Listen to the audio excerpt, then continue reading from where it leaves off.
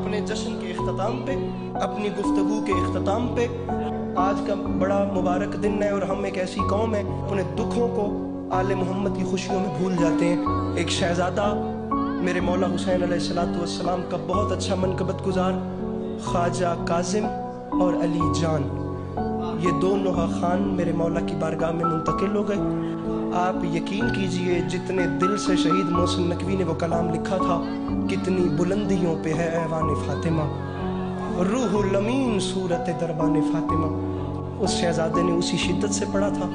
میں نہایت دکھ کا اظہار اس شہزادے کی فیملی کے ساتھ، بالخصوص ایک دکھیا ماں کی بارگاہ میں، میرے مولا انہیں صبر عطا فرمائے، کربلا کی ماؤں کا صدقہ۔